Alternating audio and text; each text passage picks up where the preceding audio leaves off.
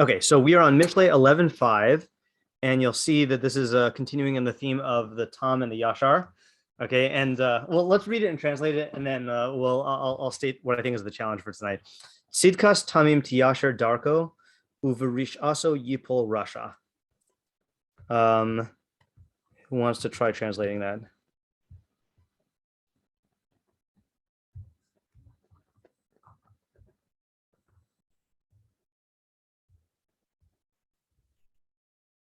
Anyone? I can try. Okay. The simple righteousness will straighten out his way. Okay, so I'm gonna take a what do you call a bet? I'm gonna make a bet that I think Tamim here, hold on a second, Sidkas Tamim, I think is referring to a person, and it's confusing because it's plural. Okay, but the righteousness of the Tamim, all right, the person, okay, will, how do you say, straighten his way? Yeah. Okay, his way, and then other translation for derech other than way, related, but Path. Yeah, okay. And I do think those are two different things, because I think if you're saying way, then that could be talking about like a person's whatever habits or what, I'm sure we're going to analyze that. But if it's path, then that could be also a mushal for the path that he is on, So we'll just incorporate both. Okay, go ahead. And in his wickedness, he will fall a wicked person. So flip the noun and the verb there at the end, and in his wickedness, the wicked person will fall. Will fall. Yeah. Okay. Okay. Yep. Okay. So, and I think, by the way, if you had wanted to read it the other way, he will like fell a wicked person. That would have to be Yapil, I think. I can't explain why, but I think that's why. Okay. The Targum I'm putting here, not because we're going to use it. I could not figure out how to translate it. Okay. But I'm putting it here just so that maybe someday in the future, someone will like hear this and be like, oh, I know how to translate that. And that leads to an idea. So Sidkasa ditritse tifse inun. So the righteousness of tritse is just a translation of Tamim. Tifse inun. Don't know what that is. Okay. It will something them, and then uvazoze bishilumahon misachadin. Vazoze is like plunderers. That might be a reference to like two psukim ago. Bishilumahon, in paying them back. Misachadin is they will rejoice. I couldn't translate this. Okay, so we're just gonna leave it. I just want you to know that it exists. And then we're gonna go right away to our English translations here. Okay, just to compare them. Our scroll says, the righteousness of the innocent one straightens his path, but the wicked one shall fall in his wickedness. Living Knox says, the innocent man's righteousness straightens his way, but the evil man falls because of his own wickedness. And an Alter says, the innocent's righteousness makes his way smooth, but in his wickedness, the wicked man falls. Pretty much the same. Okay. Now, before we even ask questions here, the challenge of this pasuk is going to be like, what is it saying that is new? Like, what is it adding to what we've had before? And I don't mean that we have to like analyze this in light of what we had before, but I found a lot of the meforshim don't even comment on this. And then you get to this hilarious thing where like the Radak has the entire Dibur Maskil, Tzikas Tamim Tiyashar Darko Vrishas Yipol Rasha, Mavurahu. It's obvious. Okay. Or you have the Meiri, who says Tizkas Tamim Tiyashar Darko of Rishasu Yipol Rasha, Yeforish Bo Beniglo Venisser, Mashin Hisbar Bepasuk Tumas Yisharim Tanchem, Veselif Bogdim Yishadim. The external meaning and the esoteric meaning are what we explained in the pasuk 2 weeks ago, pasuk 3, that the tuma, the tamness of the Yesharim will guide them, and the corruptness of the Bogdim will destroy them. And this is the same idea as the pasuk that comes afterwards. Okay, so you see that there are a couple of meforshim who either don't say anything, or who just say this is obvious, or who say this is just saying the same idea that was said before it or after it. Okay, now I know that like Zach doesn't do that.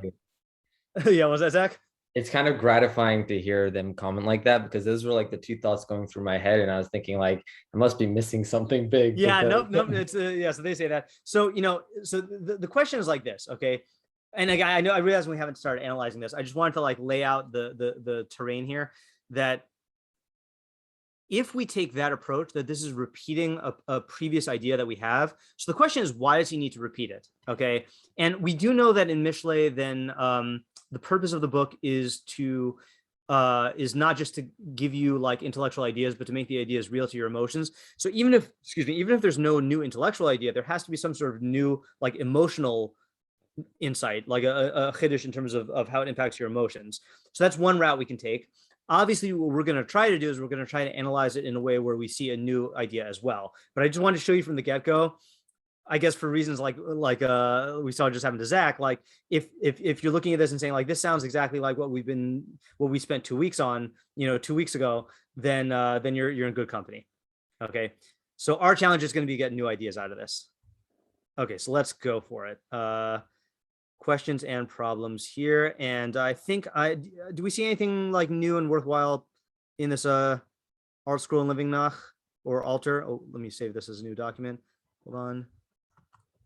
Analysis notes. Okay, yeah. I think this is pretty much what we said. Righteousness of the innocent one straightens his path. Innocent man's righteousness straightens his way, but even if okay, that's pretty much the same. And then altar says the innocent's righteousness makes his way smooth. That's a little weird. Makes his way smooth. So he's using straighten, not straighten, but like levels. That's actually a good other translation. Okay. Yeah. Also, and innocent. Yeah, right. So this might be actually a good time to go over the translations we had of Tamim. In fact, what I'm going to do, which is either going to really annoy us or really help us, is I'm going to bring up pasuk 11:3. Yeah, I'm just going to copy and paste this. Okay, so what we had last time for Tamim was integrity, wholesomeness, innocence, and then yashar or yasharim as those who are upright. That will just be a reminder here. Okay, now obviously our pasuk does not talk about the yashar as a person, but it does talk about the effect of yashar, and that's kind of why I'm inclined to not really like pay attention to Alter's translation as levels, because that's kind of taking it in a different direction than we've been working on for the last couple of weeks. Okay, but again, don't let me mentioning the last couple of weeks like deter you from coming up with a new idea. Okay, because I don't want to just like plug in old stuff that we had before. You can think of it fresh, and maybe if you think of it fresh, you'll get more insight. But let's start with our questions here. And remember the story of the crab. I'm not going to reference it again, but now I can reference that every time.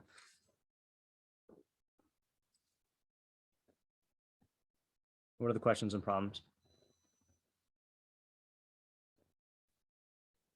Well, in the second half is extremely non-specific. It's like the wickedness, Yeah, like, will fall. Doesn't like it's, it's not right. even, crooked or anything. It's just will fall. Yeah. Wickedness of the wicked person. Right. What is the second half saying? How does this work? And in fact, I think it's even less specific. I think it's even more general than usual, because usually what you have is something, it specifies something about them that destroys them. So let's say like we had in 11:3, the corruption of the Bogdim will destroy them. So we had two things to work with. We had the label for the person, and then we had the feature of the person or the characteristic of the person that brings about the consequence. Here, it's like a self-defining thing will destroy you. Exactly. Yeah.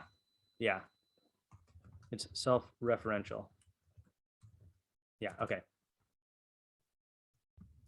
And in the first part, how does, what is it about the righteousness of a Tamim person that strains his path?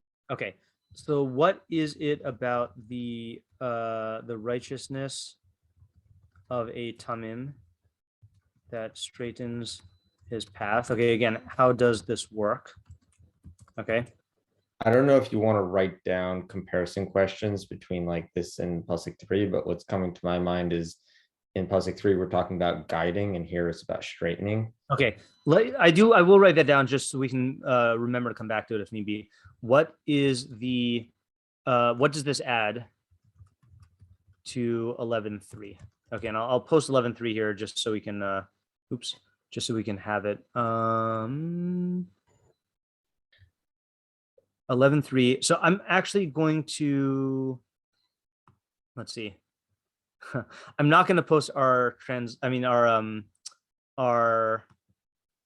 idea, because I want to keep it. I don't 11:3 is like this black hole that like we can easily just fall into, like we did in the past. But I'll just post the 11.3 here. Oops. We'll post 11.3 at the bottom. Okay. I feel like there are lots of basic questions we have to ask on the first half here, though.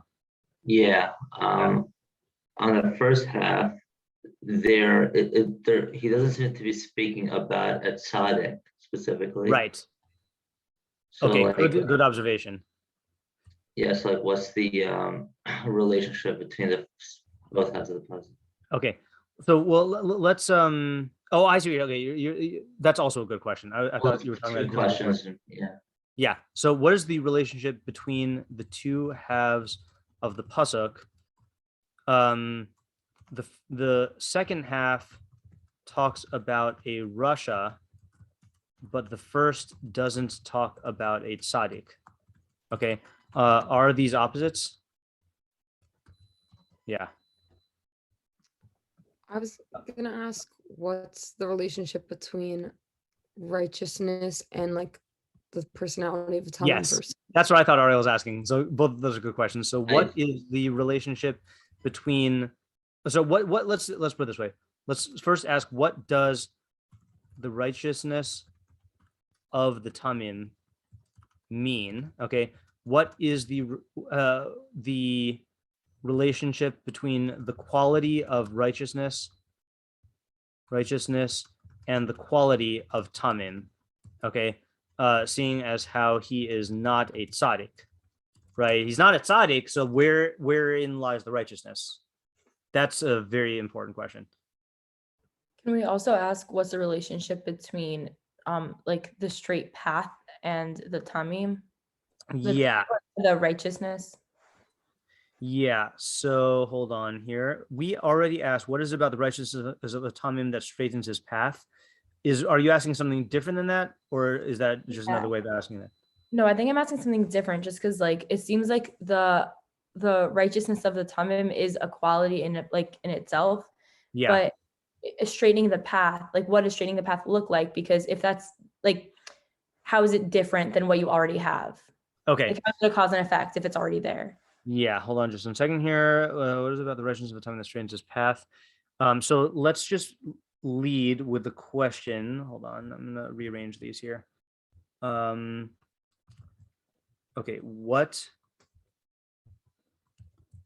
So let's just break down here. Okay. What does derech mean in this context? Okay. And then what, I hear what you're asking, Mayan. I'm just trying to put it in clear terms. What? let me talk it out before I write it. What you're asking is, this guy already has good stuff going for him, right? He's a tzaddik, or sorry, he's a tamim. He has tzedek, and yet the pasuk is saying he gets more out of that, which is being called tiyasher darko. And you're asking, like, what more is he getting out of this that he doesn't already have? Is that what you're asking? Yeah. Okay. All right. Good. So, what more does the righteousness of the Tamim give him than he already has? In other words, how does he also get a straightened path, and what is that? I mean, it's yeah. Well, I think Mayan's the question. thing that like bothers me a little bit about the phrasing of it is that when we say what more does he get, it seems almost like it's a reward, like meaning like that's already reaping the effects of an attitude almost, or like the way of like looking at things. But it seems like a straight path would be a way of looking at something, and it also seems like the tzedkas tamim would also be a way of looking at something. Okay, so let's put it this way then. You know what? Maybe we could just completely rephrase this question. Okay. What is the Hava Amina? Okay, and by that I mean why does Mishlei have to tell us that the righteousness of the Tamim will straighten his path. Why is this not implicit in the definition of the Tamim, or in just the existence of the Tamim's righteousness? Can I add on to that question? You can add on to it, but then I also want my aunt to tell me if she thinks that this is not a good way to frame the question. All right, so Yeah, go ahead. should we go Yeah. first? No, go ahead. Should you go first? I think the second half like really embodies it. I think Okay. the first half also, but I think the second half, like the implicit in the existence Yeah. of the time. Okay, yeah. All right, that's good. Yeah, Ariel? Yeah, like on the spectrum, where's the each tom fall in? Like, like you have a person who's a tom and then he's a tzaddik, or is he a tzaddik and then a tom? Like Okay. where So I without know we going, touched upon this last week, but without reviewing the definitions quite yet, because I do want to keep my mind open for new ideas. The model we're working with here is that Tom is like a more, sorry, Yashar is a more perfected state than Tom. So you have a Tom, and then building upon that as a Yashar. And then the way we've said it is that Tzaddik and Russia operate on two different axes. Sorry, Tzaddik Russia operates on a different axis than Tom and sorry, let me try that one more time. Tzaddik and Russia, Tzaddik and Russia operate on a different axis than Tom and Yashar. Tom and Yashar has to do with how you relate to your values, whereas Tzaddik and Russia has to do with how you interact with the external world. I think that's the model we've been working with here. So we can't say like, is Tom greater than Tzaddik or not? Or sorry, is Yashar greater than Tzaddik or not? Because those are two different modes, or two different like areas of evaluation. In the second half, Mhm. in his wickedness, the wicked by the way, I'm just noticing there's like do you mean to say the wicked person will fall? Oh yes, correct. Thank you. So it's an interesting way to phrase it. Meaning, is it saying that, is it like predicting a state in which he'll fall, or is it saying that there's a cause? Okay, so like good. An example might be like, if you say someone will die in water, do you mean they'll die because of water, like they'll drown, or they're just literally going to be in water when they die, Okay, good. Is it a state or a quality? Yeah. Like a cause? Yeah. Well, yeah, right. Okay. Quality that is a cause. Okay. Yeah. That's a good question. Yeah.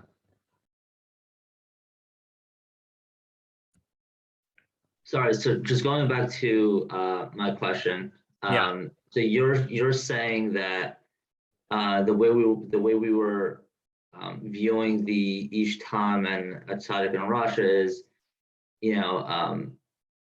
like how exactly? Meaning like different, like I'm still trying to imagine it. Yeah. So the way we had it is that Tom is a certain level of perfection, and then Yashar is a further development of that. Okay, but both those qualities have to do with how you relate to your own values or your own, ideas, your internal world. Right. And then Tzaddik and Russia really have to do with how you interact with others outside of yourself. So you can be someone who is a tzaddik and a yashar, or you could be a tzaddik and a. Oh, we don't actually know if you could be a tzaddik and a tom. We haven't really said that yet. Right. Yeah. So that was my question. So if you're a tzaddik, are you gonna have qualities of a tom or not? So I don't think it's necessary for you to have qualities of a tom based on the way we were defining tom.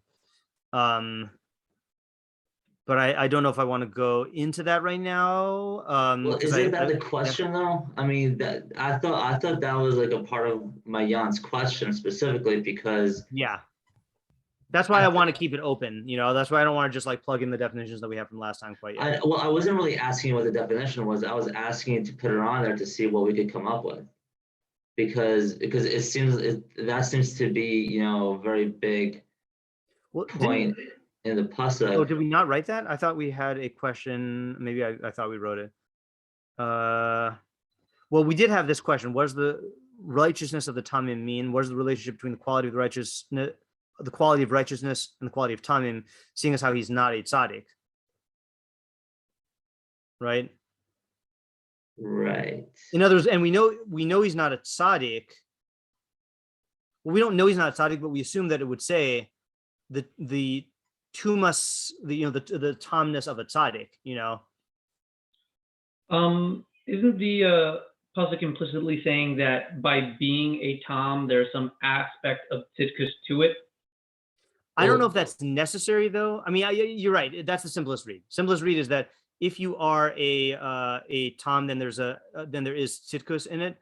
But the other way to read it is that if you are a tam who engages in tzidkus, then that will straighten your path. But you could be a tam who doesn't engage in tzidkus. Which I actually want to add that. I want to append that to this question here. Do all tamim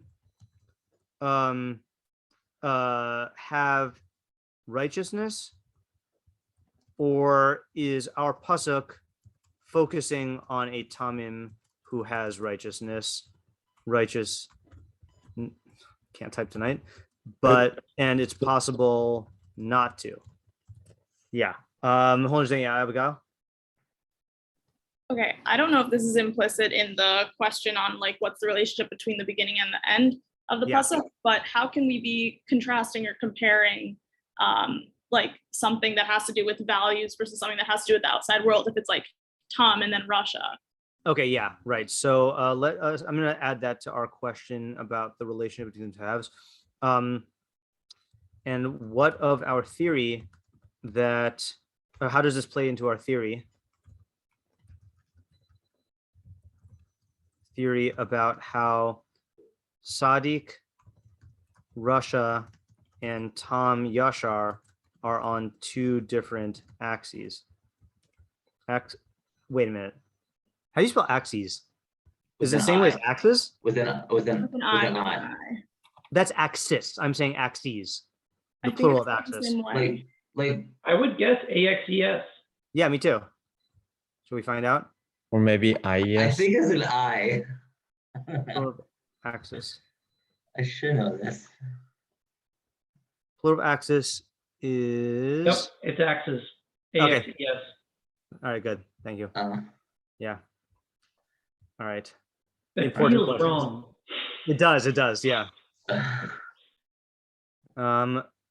Okay.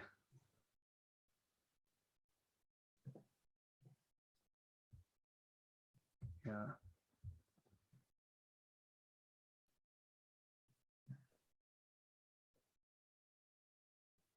Okay, are we good with what do you call with the questions?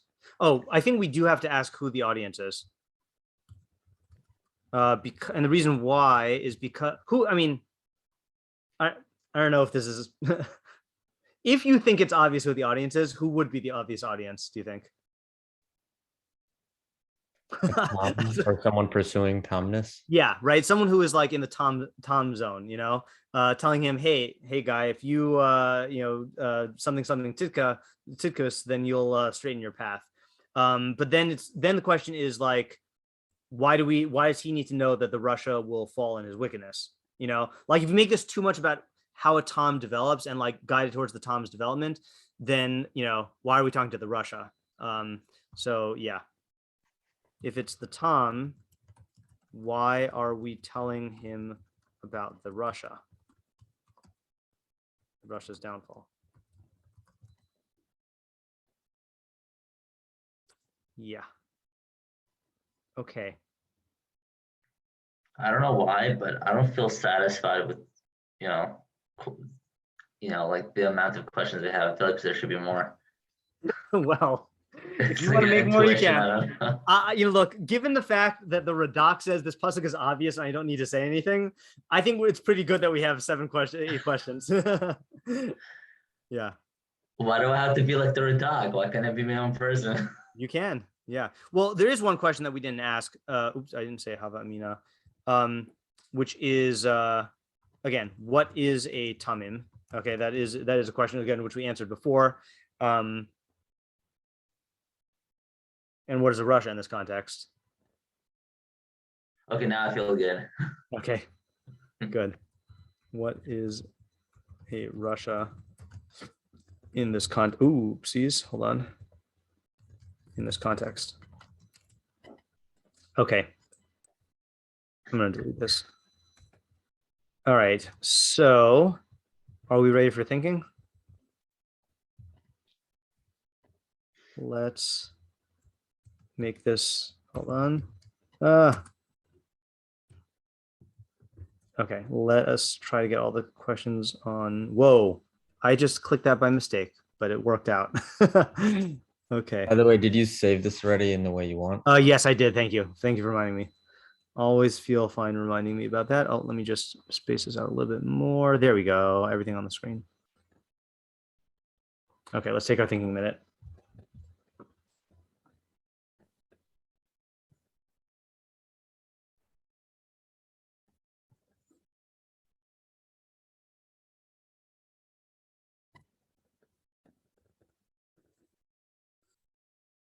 Oof.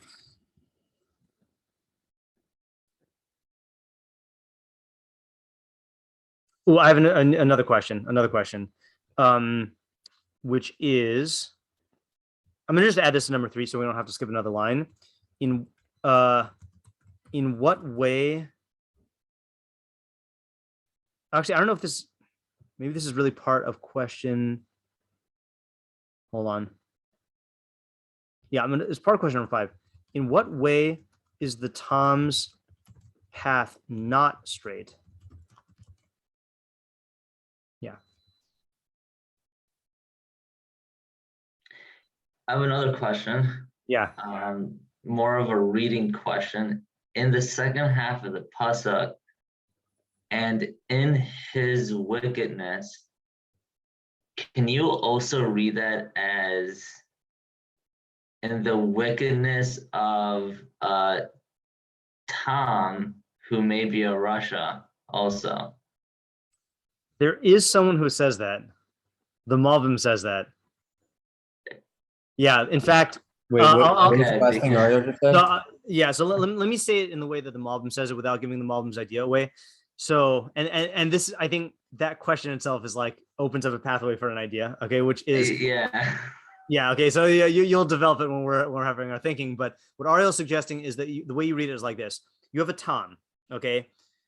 If the Tom engages in tzedek or whatever, tzedakah, whatever that is, that will straighten his path. But if the Tom has wickedness, then that will bring about a downfall.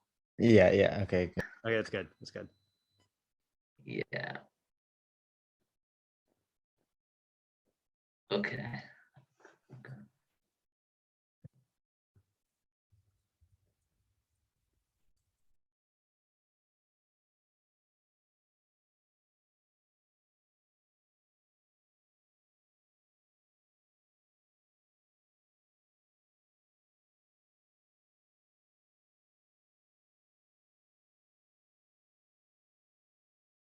Okay. Who has half-baked ideas? I mean, I think that counts as one, right? You want to elaborate on what you're thinking, Ariel? Well, I mean, I would not really. I don't really know what I'm thinking yet. Okay, it's really good intuition, though.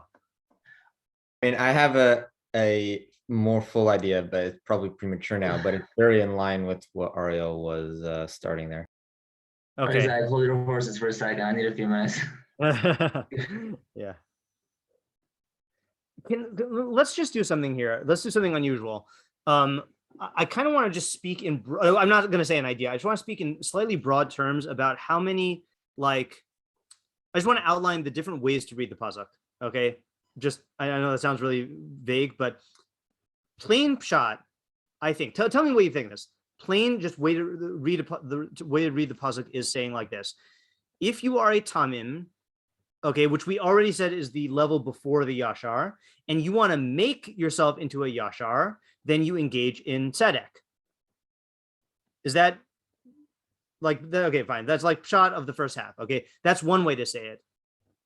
Then Ariel's way to say it, I think, is if you are a tamim, then there are basically two paths in front of you. There is or not two paths, sorry, two options in front of you. There is tzedakah or tzedek, which will lead to becoming a yashar. And then there's there's wickedness which will cause you to fall. Now, the advantage of Ariel's way of reading it is that it kind of unifies the pasuk. In the way I was initially reading it, the major question is, what is the second half even doing here? Right, and Ariel's also makes it like more information, meaning otherwise it does really seem very obvious. It just seems like repetitive. Right. Yeah. The only question I have is, so you are, meaning you're adding a few things into what I'm saying, meaning you're saying that before he even becomes a tzaddik or a rasha, he has the option when he's a tam. Oh, that's interesting. I actually was not. That's what you just said, right? Yeah, but I wasn't being clear, and because it wasn't clear in my mind. What I was saying is that it was not talking about him becoming a tzaddik. It was really talking about him becoming yashar. I was still going with that. But I see where you're saying you're away from, because tzaddik is the opposite of rasha. That was like where your original question was. Yeah, that was my original question, but I'm not necessarily saying that you're a tam and you have a choice between a rasha and tzaddik. I'm saying you're a tam and you could either be a tam rasha or a tam tzaddik. A tam rasha or tam tzaddik. Yes, correct, and that is very much in line with the malvim that I was talking about before. Okay. Yeah. So I could start saying stuff and sure, go ahead. I'm really curious to see where it's going to go. Yeah. It seems very. It's not fully thought out though. That's fine. We'll help, and then Zach will jump in with. Yeah, I just want to say that I'm only doing this because Zach is forcing me to do this. Take responsibility for your ideas, Ariel. It's your. I will not tonight. Okay. Ariel, just keep in mind that the righteousness of the simple path will straighten it. Okay. There you go. I'm not claiming to be anyone tonight. Okay, go ahead. Okay, so maybe you could say that, like, what does it mean, to have something, of righteous, meaning like the righteousness of something. What does that mean? And like, what does it mean to have like, a wickedness of something? Right. Maybe it just means like you have total clarity or total something that's just in a specific action that you're doing in a specific quality. And meaning you have like a total corruption in something, you have a total just in something. And like it's highlighting like the main quality of the tam, and it's applying it in either rasha or a tzaddik. And I don't know why. A little too abstract for me. I'm not even getting anything about what you're saying. Can you give me an example, maybe? No. Okay. Ariel, are you talking about like? I just want to say the only reason why I'm saying that is because that's how I got to my reading. Okay. I don't know how. No, it's fine. This is what we call intuition. I mean, you clearly, your mind's taking you in some direction, but I'm just not. It's not what we call communication. I'm not on the same wavelength yet. Yeah, Zach, you wanna? Well, I was just wondering, Ariel, are you trying to say that, or is what the path your mind is taking on, that this is about the journey towards tzaddik or the journey toward rasha? No, I don't necessarily. I'm not convinced about that yet. I don't know if it's a journey towards one or the other. I'm just saying that it's the pasuk is emphasizing either some destruction or some good quality before you even get there. Right. The most solid thing you have, I think, Ariel, is the way you said it with the tzidkas tamim or the rishas tamim. Like that distinction.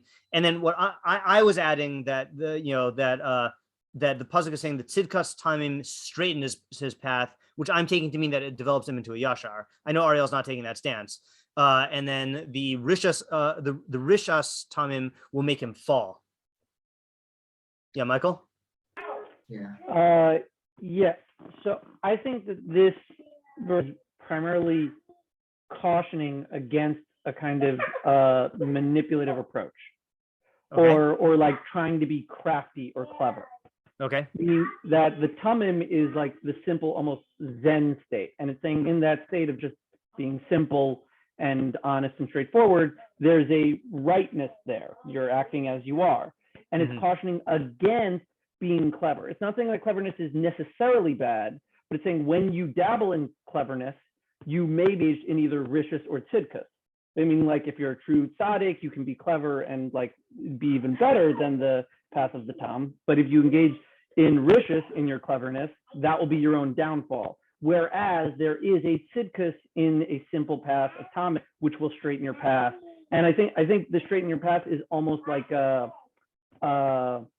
comfort to the anxiety of, I don't know what's going to happen. It will play out well. Just be a simple person. There's tzidkus in that. Yeah, it's funny. Does that remind anyone of an idea that Zach said like months ago?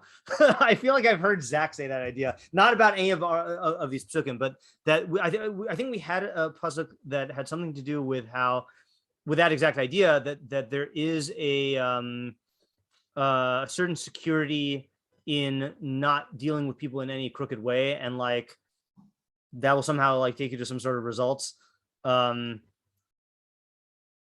Yeah, I don't know. We don't have to like reconstruct that idea, but I hear what you're saying. So Michael, one of the things just to point out, this is not a criticism, that is taking tamim to mean like so without cunning, there's a word for it, which I had to actually use, when we write okay, this is only going to be gotten by some people, by namely the class of 2019. So when we write what do you call it? Applications for seminary, one of the questions on the Joint Sem application is like 3 words to describe the person, 3 attributes. So I had to use the word. There was a word that I was going to use for, and this is a compliment, so I'm saying word for Becky. Okay, the word for what Michael's describing is guileless. Okay, like this, guileless, which means someone who is not at all interested in trying to manipulate you in any sort of like way, like straightforward, like what you see is what you get. They're like meaning you like in honest terms, and I do hear that you're going to get certain good results from doing that. And I also hear like what you're saying, that there's a certain anxiety that like you're going to be like suckered into doing it, or I don't know if that's the only worry, but somehow that's going to like lead to you being taken advantage of, or falling into some sort of bad thing. I hear that approach. But the reason why I'm isolating it now is to say that is different than the ideas of tamim that we've been working with. So I just want to, we can explore it. I just want to make sure that it's labeled as like as a different approach than what we've been talking about. Can I add on to what I'm saying? Sure. Can I? Wait. So what you're saying or what Michael's saying? Yeah, I want to hear what someone elaborate on what Michael's saying first. Yeah. Well, I just had a question. Maybe I missed it, but how are you reading the second half? Yeah, were you saying the second half or not? Or are you only saying the first half, Michael?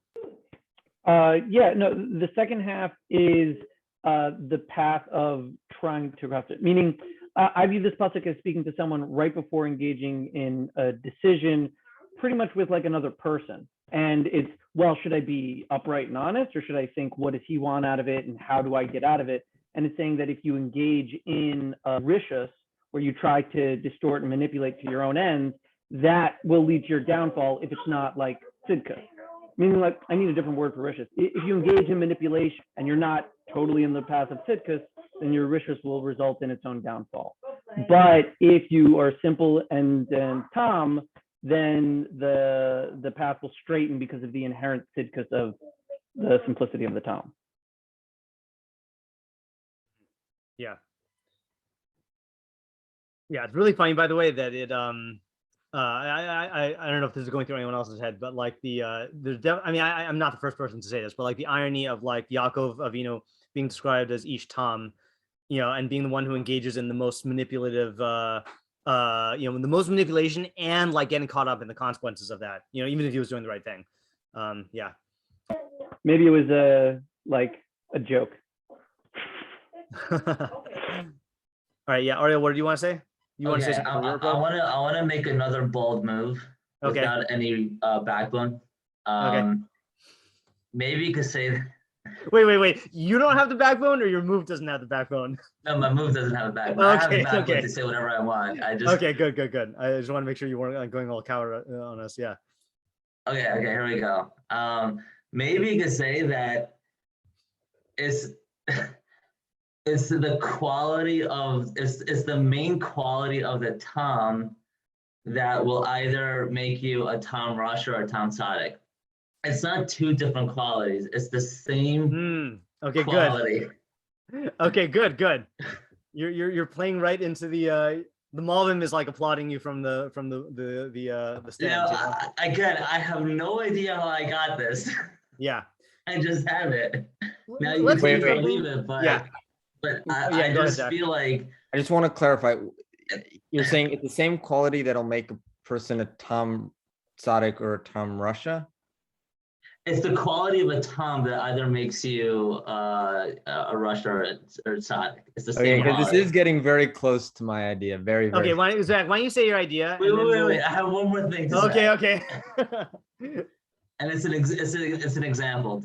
Okay. Good. An example. I was looking for an example is you're a chacham. You're a very smart person, and you can either use your chachma for rishus or for tzidkus. Yeah.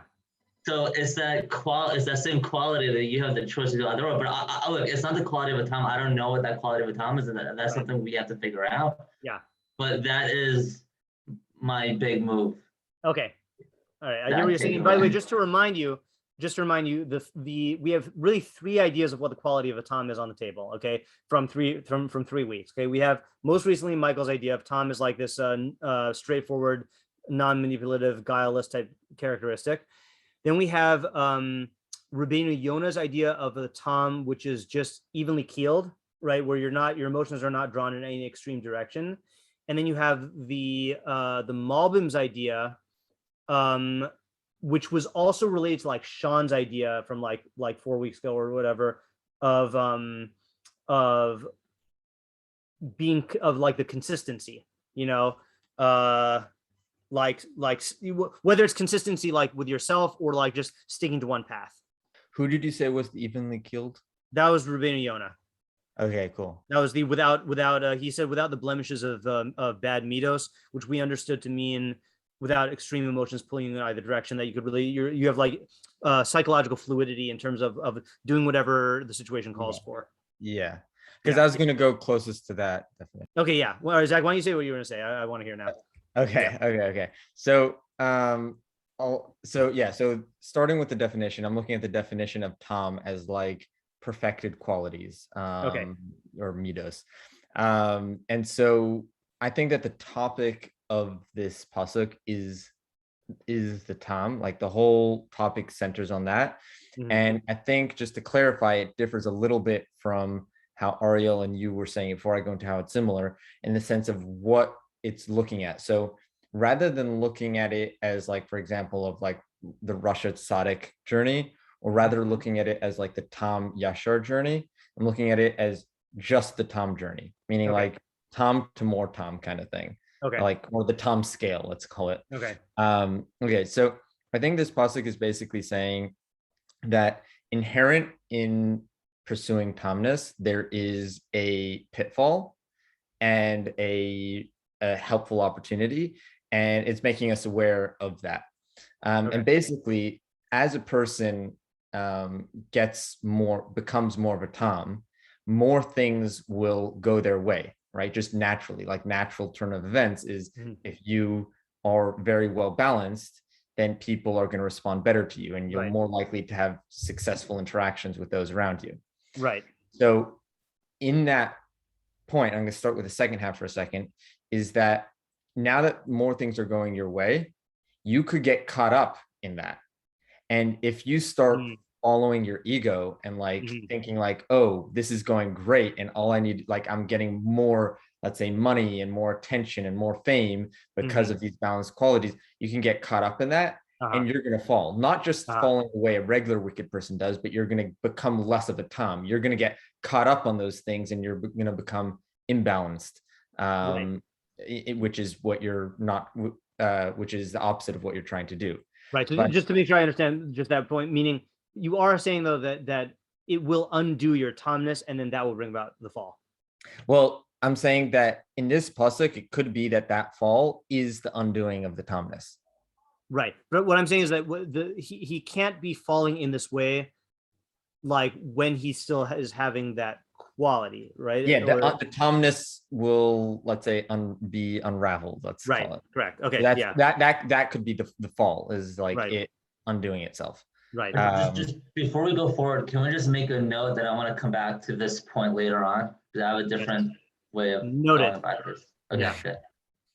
Okay, and then in the first half, the opposite is that if he focuses on righteousness, meaning instead of getting caught up in his self-benefit, but if he can focus on others and the benefit to others, yeah, then he'll be able to keep on perfecting himself and improving his Tom qualities. Okay, that's really good. All right, so let me try stating the idea, and then you tell me if I'm missing anything, because I think this is a good, complete idea. Okay, so the Tom, so we are going with the definition of Tom like Rabbeinu Yonah, where you're evenly keeled and you're not pulled in an extreme by any extreme emotions. So if you have that quality, things will go well for you, both because people will get along with you more because they won't sense any of this opposition, right? They won't sense any like this interpersonal, like jealousy, strife, competitiveness, or whatever. And I would argue not only will people go along with you more, but reality itself will not have obstacles to you because you're not going to react in any extreme way to what happens to you, you know? So things will be smoother sailing for the Tom. Now, that poses a trouble. So that gives like you said, that gives an opportunity, but it also poses a potential pitfall. The opportunity is that you will continue to develop this is where I lose something. Okay, hold on. You said you continue to develop along the Tom scale. Is that correct? Yeah. What does that development look like? Because the way I'm understanding Tom right now, there is no development. You could develop into a Tom, but there's no development from a Tom, which is why the only direction you can go is up, which is Yashar. Yeah, so it could be. I guess. Okay, so two thoughts. One is I don't reject that thought as an idea. It's more that I feel like it might be unnecessary and I don't feel forced to go there. Okay. So I'm not opposed to that, but I'd say the alternative is to say, like, the way I was thinking about Tom is like, Tom is, you can be more or less balanced. You know, you can be extremely imbalanced and you can be more balanced. And we have many qualities. Each person has, you know, like, you know, there's anger and haughtiness and anxiety, and you know there's dozens of qualities. I don't know how many we have, but we have lots, and pulling them all to center would just be becoming more and more Tom. So the closer you get more qualities to the center, the more of a complete. Okay, I see what you're saying. So the difference is you're not taking Tom as the person who has achieved the right. I'm not taking it as okay. Then now that makes sense. Then okay, fine. So you know what? So okay, because I thought I know you had 2 points. Okay, but just to state this here. So Tom, like any other archetype in Mishlei, is, you know, it's an archetype. It's an ideal that you approximate, you know. So you might start off evenly keeled in certain areas or very close to evenly keeled, and the more you the more you stay on that path, then the more you use that in righteous ways. So like if you're in righteous ways, yeah, correct. And are you defining righteous ways yet or not? So in simple terms, it's meaning like benefits outside of yourself, meaning for others. Okay. Oh, right. For other people, right. And are you explaining how that develops your Tomness? I could think that out at the moment, which is that by not focusing on yourself, you're keeping a more clear picture of reality. Okay, right. Yeah, that actually goes in line with the Meiri that I think I might have quoted a couple months ago, which is that haughtiness is the root of all bad Meadows, and humility is the root of all good Meadows. And so by focusing outside of the self onto the system, then you're pulling that energy away from egocentric perspective, which fits in very well with the way you explain the second half. Okay, I just want to side point again. I know we flagged Ariel's point and we have your other question on the burner, but my original question on you about how can you have development in the Tom and I was asking that assuming that the Tom is the person who is evenly keeled. If you're going to read it that way, maybe you can read Tiyasher Darko in Alter's way, that it means it levels his path, which just means not he's going to continue to develop, but that he will make progress in whatever endeavors he is trying to do, because the way will continue to be without obstacle for him. He'll progress in his path, without obstacle. Then it wouldn't be about his development, though. It would be about like his success. I like the other way better, though. But I just wanted to point that out. Okay, now, do you remember the second thing you were going to say? Me? Yeah, you said there were two things. On which point? Sorry. I think it was on my question about how. I think it was on my question about how the. And I don't remember if it was on my question on how the righteousness develops him, or on how the Tom has development in general. I mean, I don't know. I okay, that's fine. Yeah, we lost the thread. Okay, and then just to finish it off, and then we'll go back to Ariel. But then the second half of the pasuk you were saying is, since things are going his way, there's always danger when things go your way that you'll take it in an egotistical manner, and you'll take advantage of that, and you'll impose yourself on others, or whatever the thing is, in non-righteous ways, and then that will create an imbalance in you, and then that will cause your downfall. It will cause your downfall in terms of your Tomness, and in reality also, I'm sure. But the emphasis that the pasuk is saying here is on your Tomness. Okay, that is a nice idea. Thanks. Very, very good. Yeah. All right, Ariel, what you wanted to flag a point? Yeah. Do you remember what point I flagged? No, I was hoping you'd remember. Yeah. No. I think I do know, because we were talking about him. Yeah, exactly. You say it, because what you said wanted me to argue with you. So. Okay. Well, I was just saying that like his wickedness would like unravel his Tomness. Okay. Yeah. Exactly. So yeah, I want to disagree with you, because I don't think it's going to unravel the Tomness. I think the Tomness is just it's just a state that they both have, like, naturally, or whatever it is. So like if you think about, this is what I think Rabbi Weiss' question on you was. I don't think the wickedness is something that unravels it. I think the wickedness is just the distortion in how and what the quality of it, and how he views his quality of Tom. And it'll either shift him into like a Russia or or a Tzaddik. So the way I'm looking at it is that in your journey as a Tom, you're gonna notice two options.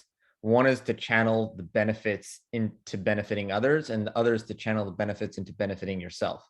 And if a person overemphasizes the benefit to themselves that comes from being a Tom, then that will make their Tomness less Tom-like, because they will start to be less balanced. I don't like that. It's not, yeah. So I can walk through. I have an example just like let's take the example that you said about interacting with other people, is you'll get along with them. So getting along with everybody so if he's taking that in the righteous way, that would be that I can therefore like do good things for other people in a better way, because we harmonize. But you could take it in the negative way, which is people like me. And because people like me, then like I can get ahead, or like I am greater, or these like little threats on the side can threaten to unravel the Tomness. Yeah, like to like embellish that point you just said, is that you can imagine, let's say this kid from Alabama or whatever, who joins like a sales company, and in the beginning he's a really great salesman just because he's friendly and easygoing and just like well balanced. We'll call him like on the journey of a Tom. But then he starts making lots of sales, and as he makes more and more money, he starts thinking like, oh, I can sell anything to anybody, and he starts getting cocky and rude and haughty and looking down on other people, and eventually that's going to come through, and people are going to stop wanting to do business with him, and he's now no longer that easy friendly guy that he started off with. That so I just don't think your idea is similar to my idea. No, it's not. I think it's different. Yeah, because I mean, the way I would view that is, he still has, that quality of Tom underneath all that is just not visible anymore. I mean, he could always fall back onto that. Yeah, which is why I was trying to distinguish between what the topic of the pasuk is. So I think for you, the topic was being a Russia or being a tzaddik. For me, the only topic was being a Tom, meaning you're either going to be a more successful Tom or a less successful Tom. Well, Yeah, I would say that, I yeah. think I would like to deploy the Malbim, okay?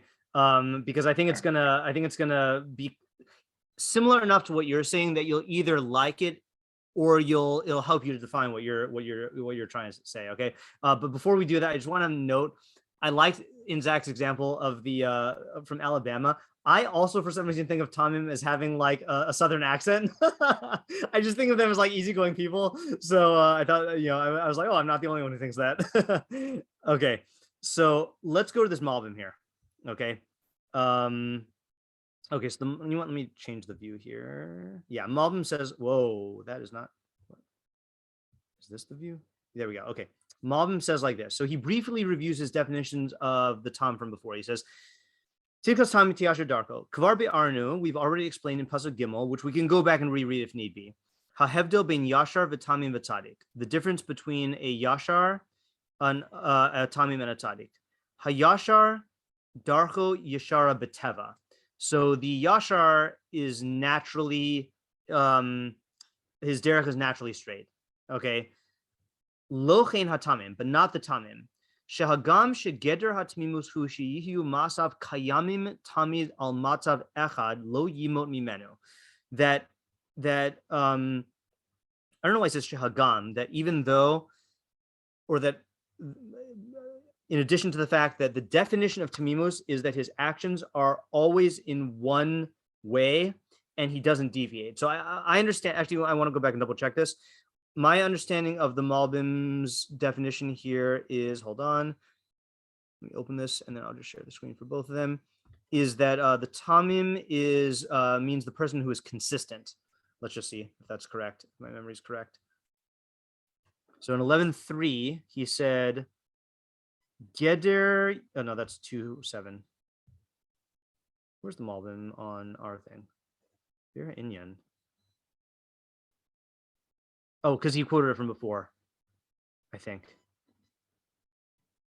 Yeah, hatom mitzayin hamase hakavu b'li shinui. It's unchanging action, uvli panaya, and without turning.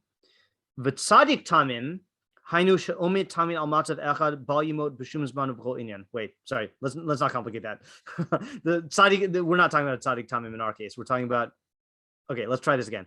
So the tmimus is his actions are constantly in one way and he doesn't deviate. Ad she'imhu yashar b'tivo, to the point where if he is upright in his nature, lo yimosh miyashro b'shum zman, he will not budge from his uprightness at any time. Aval kol od she'eno yashar b'teva, but if he's not straight in his nature, eno batuach shehu holech b'derech yashar. It's not clear, it's not secure that he will go on a straight path. So in other words, like this, is Tamim just means that you're consistent. So if you are consistent and your nature is in line with what's upright, so then you'll end up being consistently good. But if you're consistent and you have any sort of deviation, then that might lead to your downfall. So let's see how he explains the pasuk. Be'er hachacham she'alidei tzidkas tamim. So the chacham, that's Shlomo, explains that through the righteousness of tamim. Ratzalamar, what does that mean? Al yidesh hatamim hisragil lasos tzedek. If the tamim accustoms himself to do righteousness, al yidei kach tase etzlo keteva, then that will become for him like second nature. V'hahergal hazeh tiyasher darko lelechas b'derech hayosher, and that habit will straighten his path to walk in the upright way. Uverishaso yipol rasha, harasha shuhu hefech hatamim, the rasha who is the opposite of the tamim. Oh, maybe this is not like Ariel now. Shu masmid b'kvius lasos resha, who is consistent in his doing of evil. Harasha'a tase kinyan benafsho, that evil will become an acquisition of his soul, meaning it'll become a characteristic. V'timali darcho pechasim uboros, and his path will open up with I think pechasim are like deficiencies and pits. Until he falls into the pit. Okay, so it's not exactly like Ariel. Well, he doesn't really. I thought that's like what I was saying. Okay, yeah. So the part, I'll tell you what I thought was the part was like you're saying, and then you can develop it, is that unlike Zach, in Zach's way of interpreting it, his Tom quality is becoming better, more developed as a Tom or less developed as a Tom. In the Malbim's way of looking at it, it sounds like Tom just means he's consistent, and he's either becoming consistently good by practicing good actions or consistently bad by practicing bad actions. And it's not that he interferes with his development, it's that he falls into a pit, or he gets to where he's going. So the Tom is consistent. He's just operating in a consistent way. But if he attaches that to good actions, then that'll propel him to his destination. If he attaches it to bad actions, it'll propel him into a pit. Yeah, it's beautiful. Okay, good. I was I thought that this was on a similar path. Yeah. I think that as we were reading it, I thought of another way to saying it, and I think that maybe you could say that I'm viewing that quality. Okay, let's use consistency as it's almost like it enhances your sitkis or your rishis, but at a certain point, once you're down the path of rishis, you're gonna fall and I don't know, crumble. Yeah, and just to give an example of that, I mean, and I know this is a stereotype, but the Nazis are not only stereotyped for their evil, but for their machine-like efficiency in carrying out their plans. They were not haphazard, subject to whims. They were tamim about their evil. And that's why they got so far in their evil. So that's a good example of that. Yeah, Zach. So I kind of have a problem on the Malbim's reading, which meaning there is a way out of it. I just don't like the way out of it. But if we just look at a normal regular person, yeah, I feel like the way he's talking about this, it really the pasuk should have said it differently. It should, instead of saying the righteousness of the Tam will straighten his path, I feel like it should have been the Tamness of the righteous person will straighten his path. Meaning, when you habitualize your righteous behavior, it'll keep you going straight. Meaning, how do you become an habitual doer of good? It starts with doing good, and then you habitualize it. So to start first with the habitual quality and then add in the righteous quality seems backward to me, impossible for most people. The only way out of it I can think of is maybe a small segment of the population that are just insanely habitual, and all they have to do is add in some direction or something. But for the rest of us, the way we create a habit is by repeating good thing, some action again and again. Right. So I don't know if I disagree with you quantitatively or if there's some underlying conceptual disagreement here. I think that there are two ways to develop into a tzaddik, which you said both of them. One of them is you take someone who does not have, these habits, and then he starts the habits, and then that gets him to become a tzaddik. Maybe I started off on the wrong foot here. Let me just address what you're saying directly. I think he's not talking about the only way to develop into a tzaddik. He's starting off with the personality of the Tam, someone who's consistent in their action, and saying that the consistent practice of righteous actions actually straightens your path. And that's again. Is he talking to a subsect of the population, or is he talking to everybody? No, he's talking to the Tamim. Meaning those kinds of people who are just naturally super consistent. Correct. Yeah. Okay, so that's something I just and I think he even said that explicitly in 11:3. Let me just see here.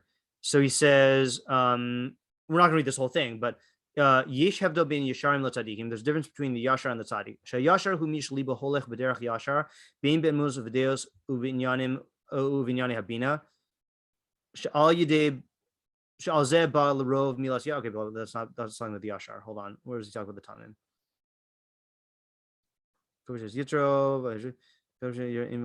Oh, this was the really complicated one. Yeah, because here he talked about the tzaddik going against his nature, and then practicing things that go against it, and then becoming tzaddik. Maybe there's a way for me to reconcile the Malbim, although I don't know if we'll call this a stretch, but is because I was thinking, like, according to that reading, then what benefit could I, a person who's not, let's say, a naturally habitual person, get from a pasuk that's only directed to habitual people? Right. So maybe there's an underlying principle he's saying, which is that, like, we all have habits, right? Whether it's jogging or brushing our teeth or whatever, eating a certain cereal, who knows? We all have habits, and if you can include better intentionality between the habits behind the habits you're already doing, then that'll lead you down a better path. Yeah, I mean, that is a good way to reconcile it. I mean, I do think, just in terms of reading the Malbim, that's a good way to apply the Malbim. I think the Malbim is talking about someone who, he says the definition of Tamimos is being consistent in your actions. So I think he is talking to that audience. But I agree that your application could apply to everyone insofar as they have any area of consistency. If you harness that in a way that is attached to something good, then it'll pay off in spades, down the line. Yeah. Right. That's a good way to get an idea out of it. Even if you're not that type. I want to do one more interpretation, which I don't even know if it's going to be different, but because we've been working with Rabbeinu Yonah, and Rabbeinu Yonah has the same definition of Tamim that Zach was going off of, I wanted to just see what Rabbeinu Yonah says. I couldn't figure him out entirely when I was preparing, but maybe we can get it now. Sidkas Tamim tiyasher darko uverish aso yipol rasha. Kvar hikdamnu ki Tamim yikare hashalim b'midos hatoledes o shetikin midosa v'higiyam el shlemus. He says, we've already prefaced this by saying that the Tamim is called someone's called a Tamim if they're perfected in their midos, either by nature or that they've worked on their midos and arrived at this perfection. And again, perfection here means you're evenly keeled. V'ahu yikare Tamim alpha pishlo zarcha shemesh alav min chachma. And this guy's called Tamim even though the sun of chachma has not yet shone upon him. Very poetic. Okay. By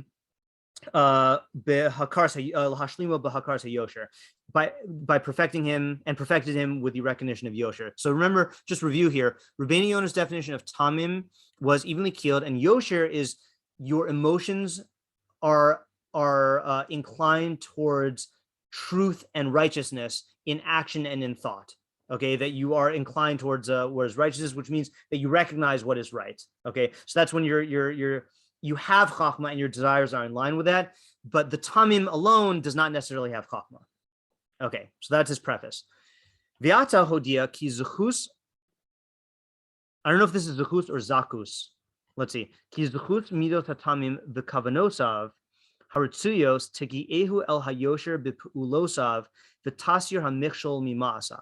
Now he's telling us that the merit of the midos of the Tamim and his desirable intentions will bring him to Yosher, to uprightness in his actions, and remove stumbling blocks from his actions. So he's saying that these midos are going to bring you to Yosher. Okay, let's see if he explains himself, because I don't see how. Uvarishaso yipo rasha, berishas libo uzadono umidosav haraos, in the wickedness of his heart and his malice and his bad midos, yikashel, he will stumble yipol b'shuchas chataim, and he'll fall into the pit of sinners. Ki lo yitachen lemidos shelo yolidu poal.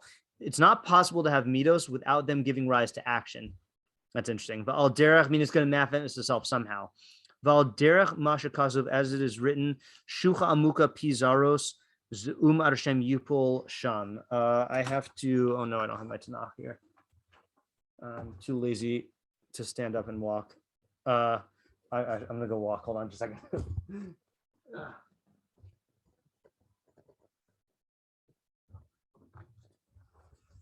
Speaking of habits, I made I didn't make a netter or anything like that, but I did think to myself, like I was very moved when we used to go visit my great uncle William, who lived until he was 102.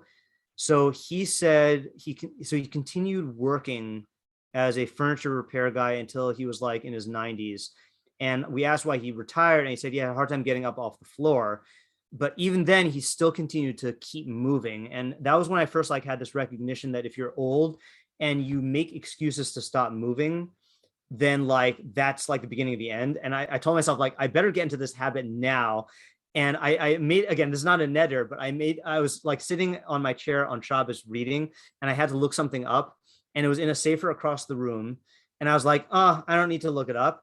And I said, no. If I give into this emotion now, when I'm like young, there's no way that I'm going to be able to overcome it when I get older. So I want to make a habit of, if I have to look anything up, I'll force myself to do it, davka, to spite the laziness, so we'll see if that pays off. Check back with me, God Do you willing. want to start jogging with me?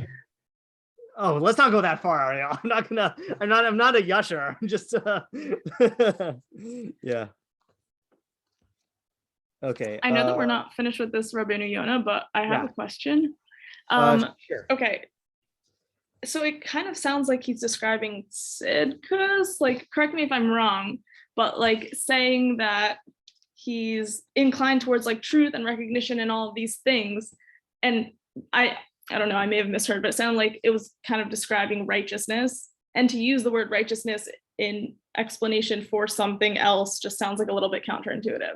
Yeah, I'm also unclear about the relationship between the way he's using yosher and the way he's using righteousness, because it does not sound like he's talking about engaging in righteous actions.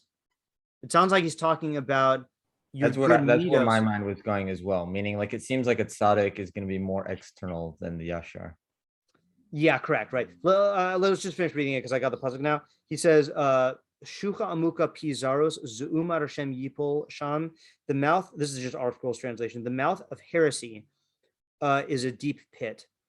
Okay, the scorned of Hashem will fall there. And then Barish Aso, in his wickedness, bizadon libo, in the malice of his heart. V'chein, similarly, tzedaka titzor tam darech v'risha tesalef chatas. Righteousness will protect a person who is tam of path or tam of way, and wickedness will corrupt the sins. Okay, I don't know what he's saying there. Yeah.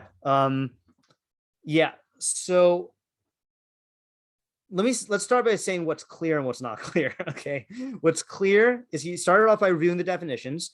Tamim is someone who is evenly keeled either by nature or by training, but he doesn't have chachma yet, and he hasn't gotten that perfection, so he's not a yosher.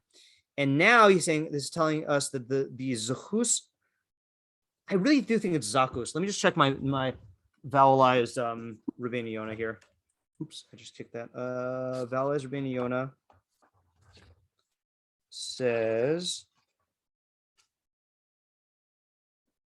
zakus, yeah, that the purity or the refinedness of the Meadows of the Tamim and his desirable intentions will bring him to yosher in his actions and remove stumbling blocks from his past. You know, it's almost like what Michael was saying about the the guilelessness of the Tamim. Not that Rabbeinu Yonah is defining him that way, but in other words, he has good Meadows simply because he doesn't have bad Meadows. Like, there's a certain type of, like, when he does stuff, it's going to be kind and generous and, like, whatever, because he's not being pulled towards stinginess or towards malice or competitive.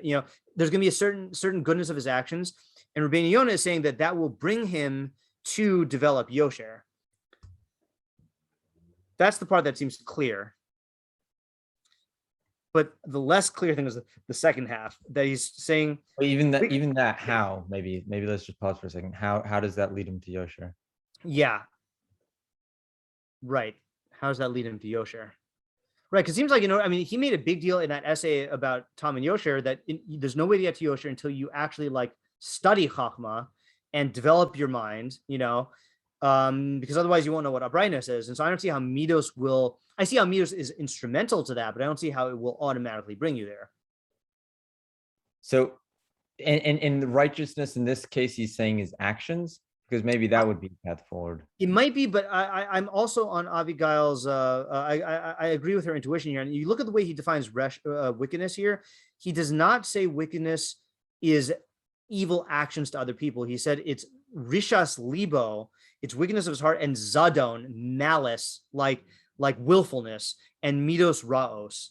So he does seem to be focusing on the internal world for the second half, and it sounds like he's talking about the internal world in the first half, because he's also saying in other words, like this. Usually would say tzidkas is the way you act with other people, but here, how is he defining tzidkas? Is zakus hamidos, and kavanos ritzuyos, purity of Meadows, and desirable intentions. He's focusing all in the internal world here. Okay, so then to review a second, does Yashar for him have to include Chachma? Or yeah, that was his. I'm gonna just read it just because I think it'd be good to review here. That was in his essay. He said, hold on, wait, I scanned this. Rabbeinu Yonah on Mishlei 11:3. He says in very emphatic terms, yikes, that's big. He said like this. This is definition of Yosher. Inyan Torah Yashar. Ohev HaYosher Ubocher HaTzedek V'Hanachona. So it's someone who loves uprightness and chooses righteousness and what is right. Uvichlal Torah Shehu included in this attribute, Shehu Makir HaYosher V'Nachon Levav B'Emes, is that he recognizes uprightness, meaning he knows it, and his heart is firm in truth. Ki lo yikar ha'adam ohev uboker. You can't call someone a lover or a chooser mibli sheyakir haneha v'hanivchar, unless he recognizes that which he is loving and choosing. And then he's, might as well finish reading this review here. The teva yashar nimsabo, the nature of the yashar that is found in him, kol shnei ele, includes these two things. Shetchunaso nota el hayosher b'chol divrei mechkareha. His disposition is inclined towards uprightness in all of his investigations. That's in the intellectual sphere. The ta'avaso gamkein el hayosher nosa nota v'nichsafa, and his desires also are towards uprightness, and that's how they're inclined. V'ashleimus b'ish, perfection in a human. Hakoach hachachma v'koach hamis'ava l'derech achas hi derech hayosher, is your rational faculty and your appetitive faculty aligned as one, which is the way of uprightness. Yeah, so okay, great. That was great because I remember that as well. I have some of that in my notes too. And I sort of feel like we could say that could exist without Chachma per se, meaning like it might be more likely with Chachma. But if we could say a Tam can exist without Chachma, then I sort of feel like the difference between a Tam and a Yashar is how aligned they are in their purpose. Meaning, if you're Tom, let's say he mentions that you could be born a Tom. So you just have these non-drastic personality traits. Right. But to be a Yashar, that means that you need to behave in a way that both your emotions and your mind are aligned, which is more difficult than just being evenly balanced. Mm-hmm. So you're saying if you're engaging in good behaviors and good thoughts, even if we don't want to go to behaviors, but if you're thinking like in terms of the benefit to others, then that'll naturally bring that Tam quality all the way to Yashar, meaning that even keeledness combined with those kinds of thoughts will unify your intellectual and emotional faculties to the same goal. Okay, yeah. So I'm glad that you went off the behavior train, because I really don't see him talking about behavior here, and he does put the emphasis on desirable intentions and purity of Meadows. I want to say what I was thinking just now, and then let's see if we can play them off of each other, and maybe they're the same idea. Is I was thinking, like, if you are a Tam, so what blocks most people from Chachma is their emotions, is that they define everything in terms of, either they define everything in terms of their own subjective preferences and values, and that colors their perception, or they just don't involve themselves in Chachma because they're pulled by their emotions this way and that way. So if you have someone who's a Tamim, it's only a matter of time before the sun of Chachma shines upon him. I don't know if Rabbeinu Yonah is using that metaphor intentionally, because the sunrise is something that naturally happens, so he's like depicting it that way, that his development as a Yosher. Wouldn't it be better for you to say that it doesn't naturally happen, but it'll naturally happen if he engages in righteous thoughts? Well, I think that is what he's saying. I think that is what he's saying. I think he's saying that the natural state of the Tam.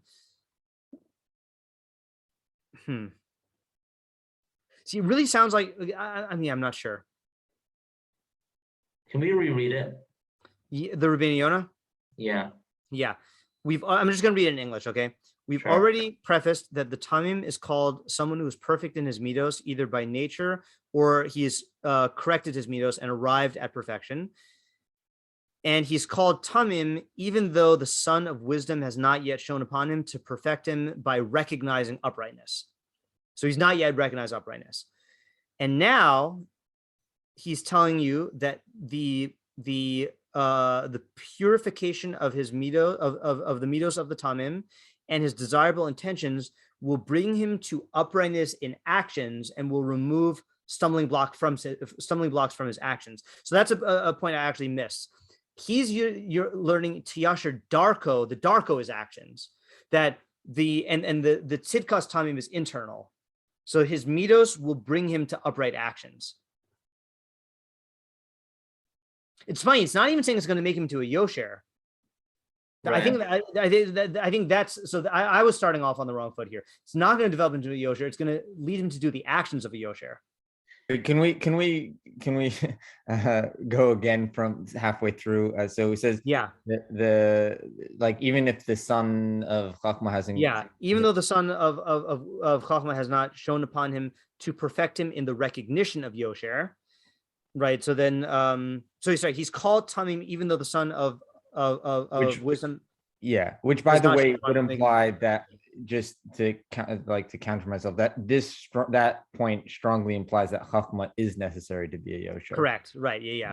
But Chachma might be a lower bar than we would have originally thought, which is Chachma just means recognizing what's upright. Right. Correct.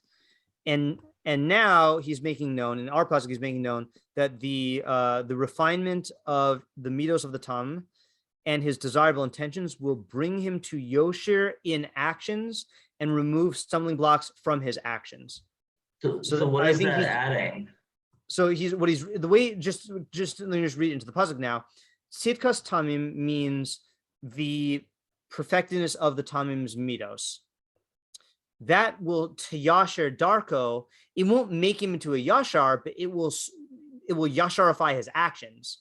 It will make his actions of a Yashar and remove stumbling blocks. I don't know how, but that seems to be what he's saying.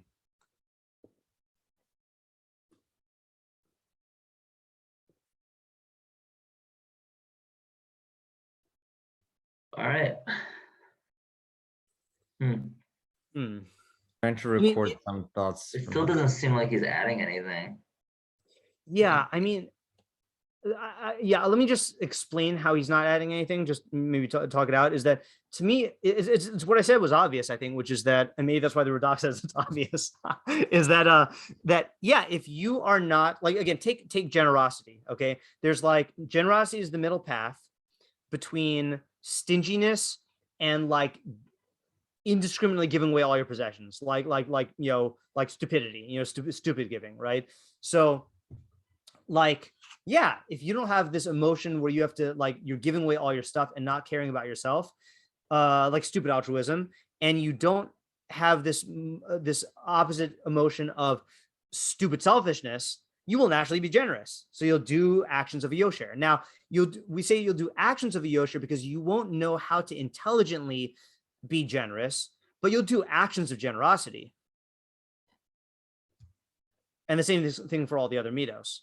So maybe the Chiddush is going to emerge from comparing to the second half. Second half is saying, in the wickedness of his heart and the malice and his malice and his badness of Meadows, he will stumble and fall into a pit of sinners.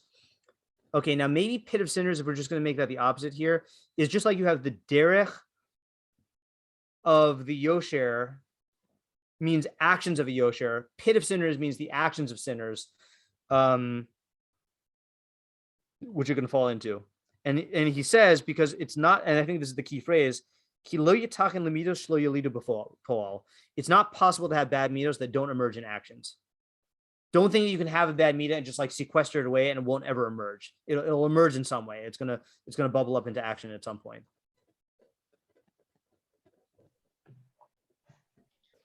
It's difficult for me to hold the idea without seeing, like, I'm very visual, so like seeing the English helps me a lot, and just looking at the Hebrew makes it difficult for me to remember. Yeah, I can type it out.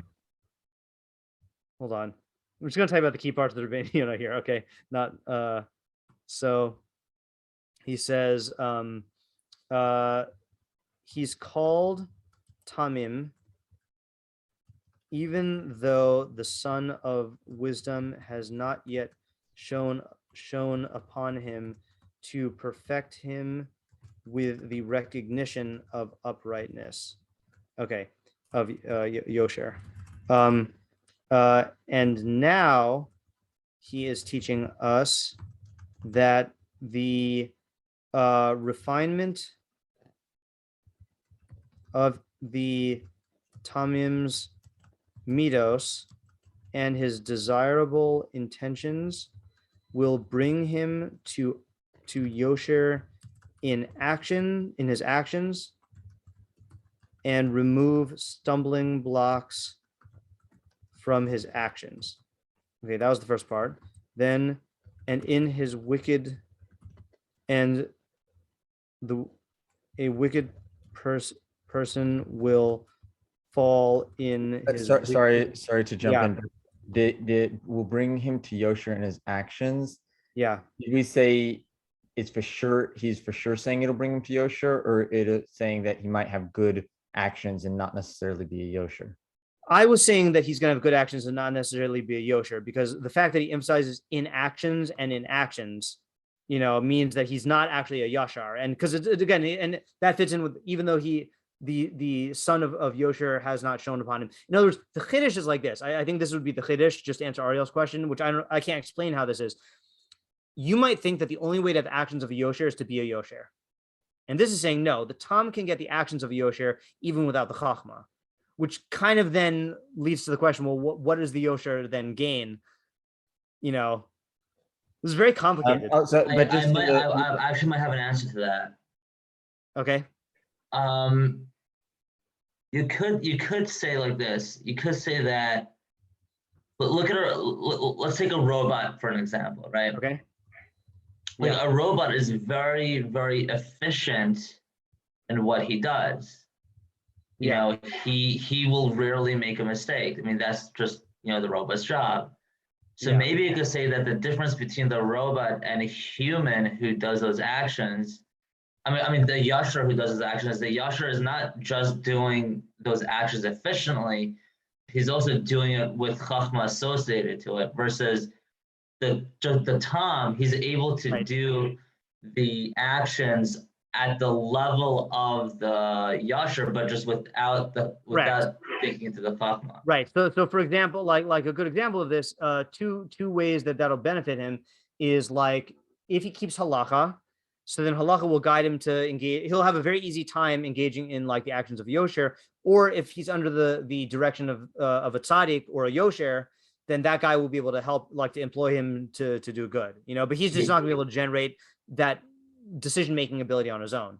Right. And you could also add to that he has less security than the individual who's a Yasher, because if he's just a Tam, you could sway him, away from that. But even a person that person will always feel uncomfortable deviating from his, actions. Right. Because it's not normal to him. Right. Correct. Versus a regular Tam, that's interesting. I guess he's not so efficiently involved with his actions. What do you mean a regular Tam? Meaning, it seems like there's three people now. There's a Tam, and then a Tam who's efficiently doing his actions, and then which the Rabbeinu Yonahs are bringing up with like Zakas, Ki Zakas Meadows Tamim. Yeah, right. And then you have the Yasher, the Rabbeinu Yonah's definition of Yasher from pasuk Gimel. So, here's the thing. I don't know if there are three. I see how you're reading it. And I think I was reading it that way at first also. It's possible he's talking about every Tam, that, in other words, that maybe will bring him to Yosher is not a developmental bring him. It just means that it'll cause him to do Yosher actions. Oh, so then I don't see what the Chiddush is then. Right. Yeah, I'm less clear also. I mean, I hear what you're saying before, though. So, well, on this line of thought, because it strings about, so the Tam's Meadows, meaning the refinement of the Tam's Meadows, what exactly does that mean? Does that mean a Tam could have unrefined Meadows, or was he talking about the Tam's journey to reaching Tamness was refining his Meadows? I mean, I think it means that Yeah, maybe refined is a better. Sorry, refinement does imply a process. I mean, I don't want to say purity though, because let me just think for 1 second. Lack of imperfection in the Tom's Meadows. Yeah. Okay, but I mean that just is defining the Tom.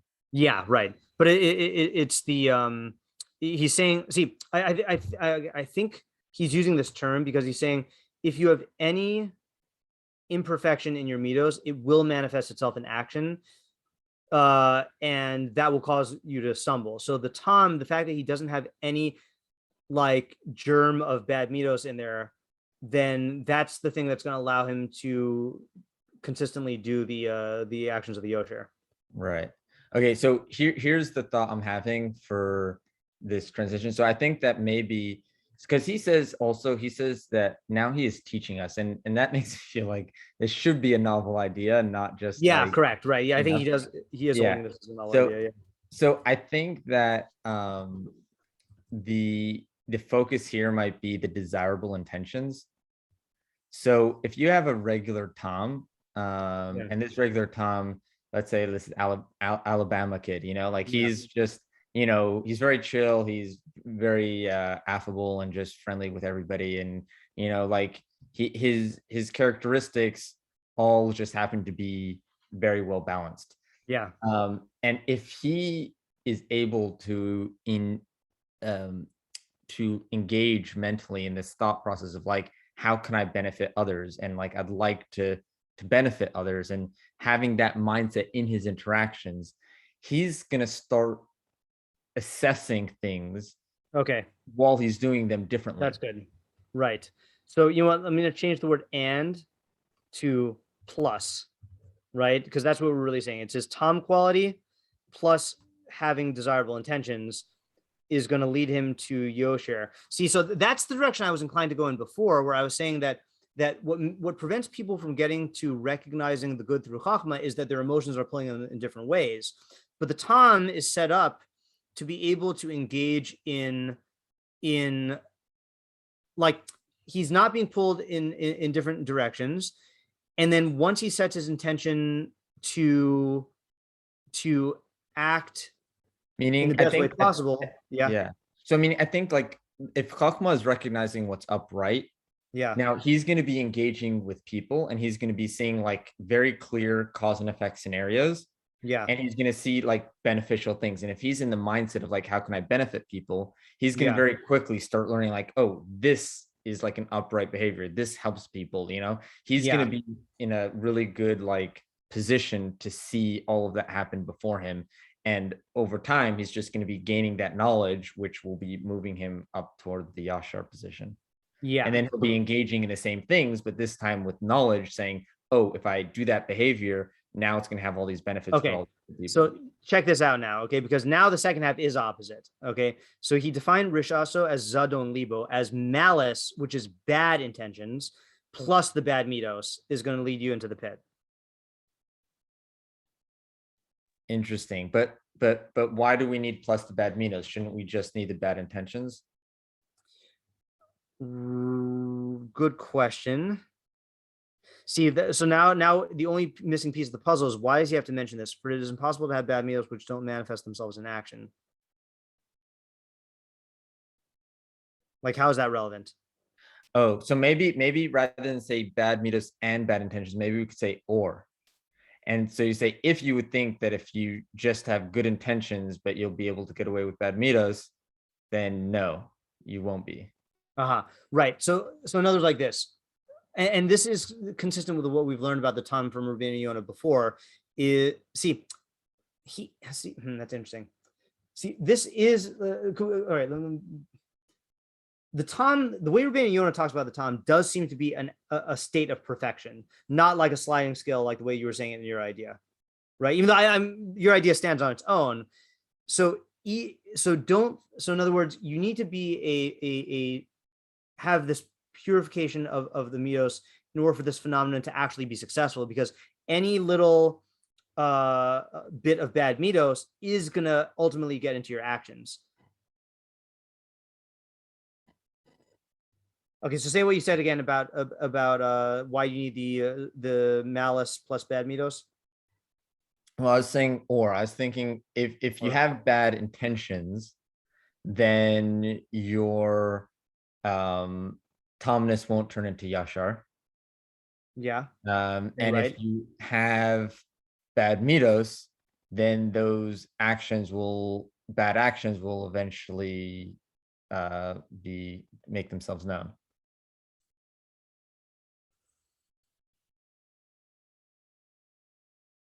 Yeah, I'm uncomfortable saying or. Okay, meaning not conceptually, just in terms of reading Rabbeinu Yonah. Because I feel like, by the way, I don't know if you've noticed this as we've been doing this Rabbeinu Yonah, it was very confusing to read at first, but so far everything has been like it's like what Pesach always says. How do you know when you're reading a Rishon, clearly? It's when and you're getting his ideas. It's if you would write it this way. You read it and it's like natural. And I feel like if we have to make him say or, I feel like we're missing what he's saying. I'm with you. Yeah. So, sorry, but could you scroll to the English? Oh, sorry. Yeah. Part?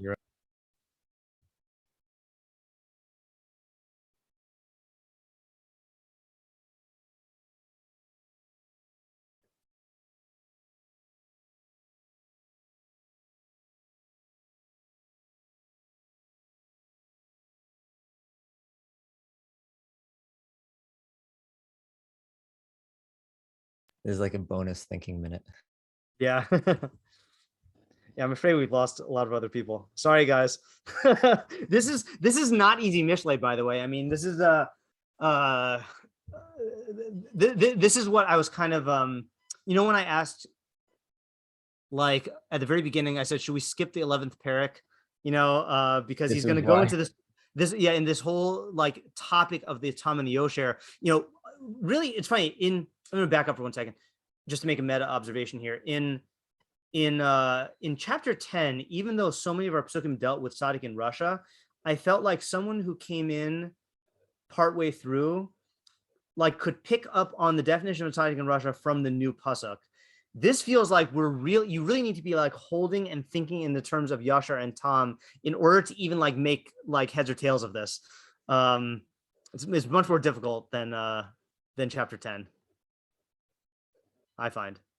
Yeah, but it also makes these bonus sessions like where we go longer, like you come into the next thing with like this extra information that really helps, which is why I think I had a definition this time, was because of our last session. Yeah, and just to reinforce that with something that Rabbi Moskowitz always says is and again, I never knew how much he was saying this like because he has a bad memory or because he holds this true. I mean, it's probably both.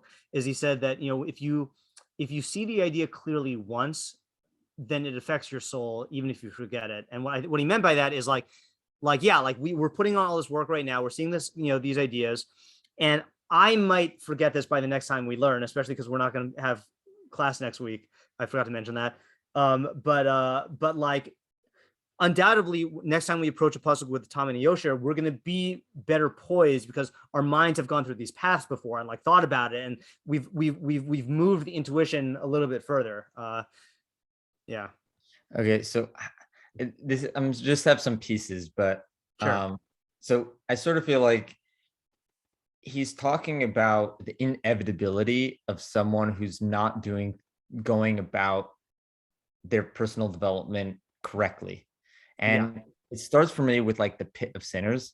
Like that pit of sinners is like, it seems like that's almost his focus here. He's like, if you don't do this the right way, you're going to end up in a pit of sinners. Right. And the two parts that would lead a person there is first the intention and two, the bad Meadows.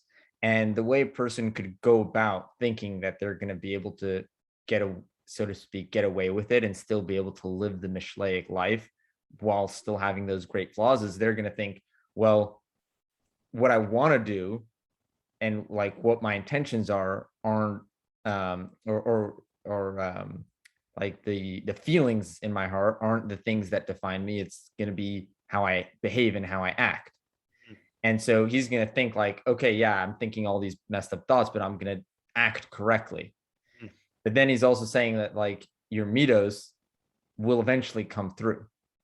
Like, well, let me ask. And they could be two separate things. Sorry if I'm not being clear about that, but it could be that. Sorry, what did you want to say?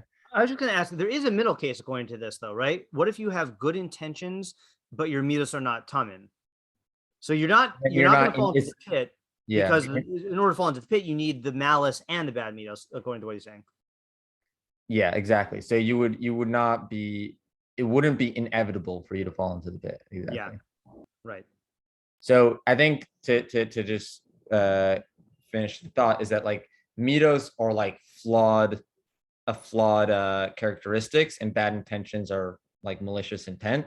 Right. And if you think you can have those things in yourself and just like forcibly just behave well and you'll be able to live a Mishleic life, he's saying no, you're in for like a rude awakening. You're gonna. So then it turns out very interesting that if that's true, and I'm not sure if I'm on board with that yet, is it's not, we're not talking about an actual Russia. Then we're talking about someone who is like, who's got components of a Russia of bad mitos and malice, but not necessarily the Russia of Parak. True, that's true, but I kind of think that's supported by the context of the pasuk. Correct. I agree also, because we're not talking about a tzaddik in the first half either, right?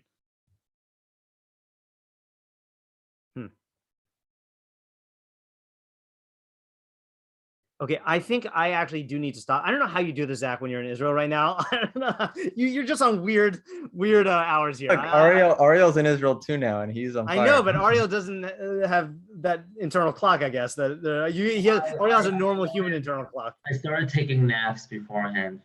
Oh, wow. Okay.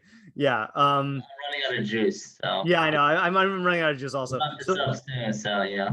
Can we just end off by summarizing the ideas that we have, if that's possible? Yeah, we have my great idea. We have Ariel's great idea, which is filled with backbone. Last week you forgot. So Ariel's great idea. Are you able to summarize your great idea, or is it too great for summary? I'll leave it up to the experts. Clever. Yeah, I'm getting mixed up. Ariel, was your idea about like? All right, I'll share my idea again. Okay. All right, the idea was Tom Russia, Tom Tzaddik. Right, and Tom meaning someone who is consistent. And I'm just going to kind of say Malcolm's idea and say that that's Ariel's. Is that if you're consistent in your actions and you practice the righteousness in behavior, then that will propel you on the correct path. Whereas if you are tamim and consistent and you're off, then that'll lead you astray. That was how the Malbim put it. I think we had something better for Ariel's originally, though. I forgot what it was. And then Zach, what was your original idea? Well, should we go? There was Michael's as well from the beginning. Oh yeah, Michael's idea was that if you are without guile, then you will naturally be on a good path, and you don't have to, and therefore you don't have to worry about it. But if you try to like involve yourself in all these forms of cunning, then that's gonna like be your undoing. And then Zach's idea, let me try to say Zach's idea, and you can fill me in, Zach, if I miss something. So that on the sliding scale model of the Tom, where you can be more or less evenly keeled, then you're going to meet with success. And if you combine that with righteous actions, then that will perfect your Tomness even more, because it'll make you even less self-centered and more in line with the system cooperating. That's going to like propel you to more Tomness. But if you let this get to your head, or if you take advantage of it, or if you become egotistical from it, from that success, then that will throw you off kilter and undo your Tomness, and that'll lead to your fall. Yeah, perfect. Just one footnote to that is, I'm okay with replacing the sliding scale to the Tam and Yashar scale. Tam Yashar scale. Personally, I personally like the sliding Tam scale. I like the sliding scale also, and I do think that if you're going to change it to the Tam Yashar scale, then it opens up the question of how he becomes a Yashar without the recognition of Chachma. it opens up that thing that Rabbeinu Yonah is trying to address. Yeah, I mean, we could sort of start plugging in Rabbeinu Yonah into that bits of his stuff into here, but like I think there's a way to do it. I just personally like the Tom scale because it feels more both more practical and it's better. It like there's no mention of the Yashar in the pasuk. Yeah. So like, okay. I have a devilish idea. Okay. I don't know when these pasukim about the Tom and the Yashar end. I think we maybe have one more or two more. I think after we do these, we should try to do all of them in one shot and just see what each pasuk contributes to it, including the previous one, which did not mention Tom and Yashar. That Mishlei said was still, or that someone we read said was about Tom and Yashar, even though it didn't say it. Yeah. Yeah, that would be fun. Yeah. Okay, good. Okay, sorry. So this was for those who stayed until the end. This was a tough one. But I feel like we did gain some clarity here. And Zach, if you have further thoughts, I know usually you share them with me. If you just want to share them with me, that's fine. But if you feel comfortable sharing it in the Mishlei after party chat, I think more of us would benefit like having the discussion, even people who are not participating, just like by reading and following and just reviewing. Like I have some notes on like the definitions of terms which I sent you like from like 2 weeks ago. Do you want me to put that kind of stuff there? Sure, that kind of stuff would be good. Yeah, I think just anything anything would be good just to help us go back and review it. Yeah. Okay, good. All right, I don't have time for an after party, so it was a long, I guess it was a little long and intense session. Okay, but that it was worthwhile. We wanted to share with you our experience over Shabbos, but all right. No. I'm just joking. Okay, if it's quick, then yeah, but no, it's fine. I think it would be great if we just leave. Thanks, Rabbi. Okay, all right, good. And no shiur next week, Hanukkah break, but so have a happy Hanukkah, everybody. Happy Hanukkah. Bye.